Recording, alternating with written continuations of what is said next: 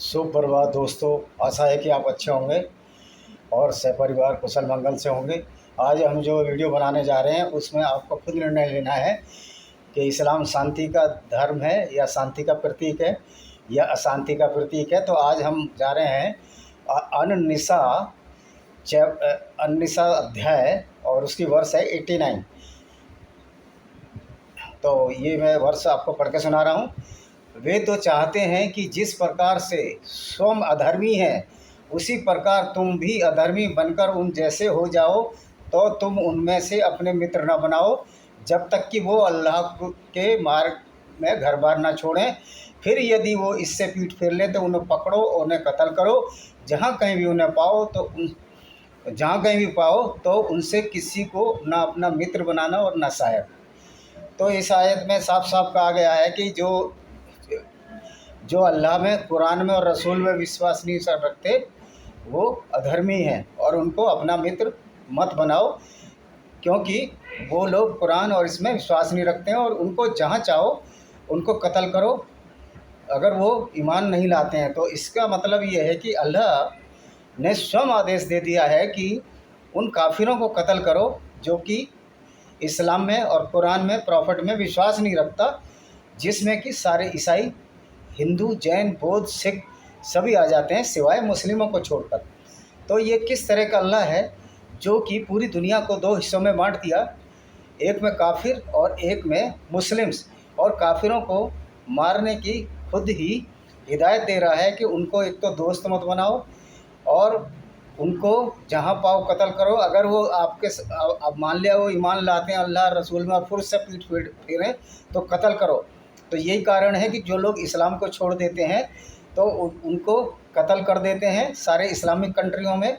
ये बात है, चाहे वो पाकिस्तान हो, चाहे वो अरब हो, चाहे वो जितने भी इस्लामिक अरब देश हैं और उत्तर अफ्रीका के देश हैं। तो ये इनको ये मुर्तद कहते हैं। मुर्तद मतलब जो धर्म से बागी हो गया या धर्म छोड़ गया, और उनको कत्ल करने का अधिकार है। मतलब ये अल्लाह, कुरान और मोहम्मद साहब की डिक्टेटरशिप है। अगर तुम्हें ज़िंदा रहना है तो मुसलमान बनकर ही रहो, वरना तुम को कत्ल कर दिया जाएगा। ये इस आयत का प्रमाण है, इस आयत कह रही है। और इसी आयत पर वसीम रिजवी ने रिट लगाई थी हाई कोर्ट में, जो दुर्भाग्यवश खारिज हो गई, बल्कि उन पर ही दंड लगा दिया, जो कि बहुत ही निहायत गलत बात है, क्योंकि उन्होंने उन आयतों पर रोक लगाने के लिए रिट दायर की थी जो कि मानवता के खिलाफ हैं। तो मानवता के खिलाफ रिट दायर करने पर अगर दंड मिलता है तो आगे से न्याय मांगने कौन जाएगा? माननीय उच्च न्यायालय और माननीय उच्चतम न्यायालय के पास। अगर इतना ही दबाव है किसी विशेष वर्ग का, तो ये दबाव के आगे झुकने वाली बात ही हो जाएगी। तो न्याय गरीबों को तो कैसे मिलेगा? और ये होता भी आया है इस देश में, गरीबों को न्याय बड़ी मुश्किल से मिलता है। तो ये जो आयत के बारे में मैंने बताया आपको, तो ये आयत है उन लोगों के लिए जो कि विश्वास नहीं रखते और उनको दोस्त बनाने के लिए कहते। और अगर कोई हमारे मुस्लिम ब्रदरन से, फिर मैं एक बात बिल्कुल क्लियर स्पष्ट कर दूं कि मुस्लिम भाइयों से हमारा कोई विरोध नहीं है। वो बेचारे तो वही कह रहे हैं जो उनकी कुरान कह रही है और उसी पर अमल रख रहे हैं। तो दोष मुसलमान भाइयों में नहीं है, दोष कुरान की इन आयतों में है जो कि मानव को मानव से अलग करती है और मानवता का संहार कर रही है जब से कि इस्लाम इस धरती पर अवतरित हुआ है। एक बात और है कि जब ये इस्लाम नहीं था और अल्लाह भी नहीं था और कुरान भी नहीं था और मोहम्मद साहब भी नहीं थे, तब उन पहले लोगों का जो कि इस्लाम से पहले इस दुनिया में आए, उनके बारे में इस किताब में कोई स्पष्ट निर्देश नहीं है। इसका मतलब है कि ये सर्वकालीन किताब नहीं है, क्योंकि मुसलमानों से पहले भी बहुत सारे सनातन वैदिक धर्म और बहुत सारी सिविलाइजेशन थी, उनके बारे में कुरान में कोई स्पष्ट नहीं है। इसका मतलब जो कुरान का अल्लाह है वो सिर्फ इस्लाम जब से शुरू हुआ उसके बारे में जानता है और पीछे की बातों के बारे में नहीं जानता। और जो पीछे की बातें कुरान में ली गई हैं वो तौरा से ली गई हैं, जो यहूदियों की धर्म पुस्तक है, जो कि मोसेस हैं उनके, उसको ये मूसा कहते हैं। इसका मतलब अल्लाह और प्रॉफिट को पता ही नहीं था कि इस्लाम से पहले कौन सी दुनिया है। अगर पता भी था तो उन्होंने यहूदी तौरा से सारी चीज़ें उतार ली हैं और बहुत सारी जो आयतें हैं वो सिर्फ मोसेस या मूसा के ऊपर हैं।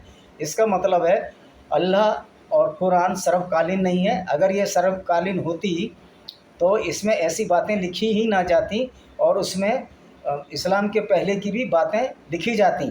तो जो ये आयत बनाई गई है, ये उस ज़माने की परिस्थितियों के अनुसार बनाई गई थी जब कुरैश कबीले का मोहम्मद साहब से झगड़ा हो गया, और अल्लाह और मोहम्मद साहब ने अपने हिसाब से जो आयतें उनको सटीक और फिट बैठती थी, चूँकि यहूदियों से निरंतर उनका झगड़ा होता रहता था, अपने हिसाब से वो आयतें बना ली और उन आयतों को कुरान में अवतरित कर दिया, और इसी को ये आसमानी बुक कहने लगे।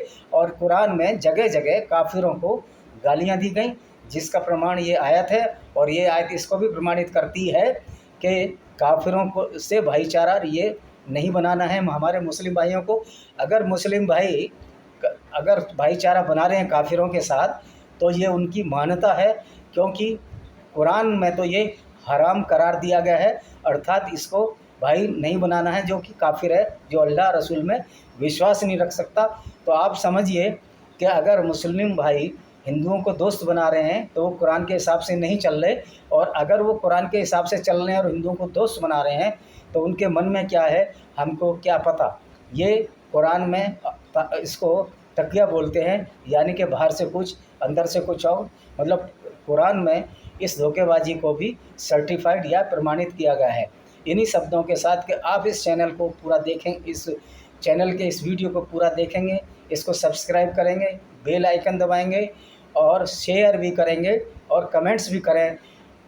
मैं इस वीडियो को विराम देता हूँ। वंदे मातरम। जय हिंद।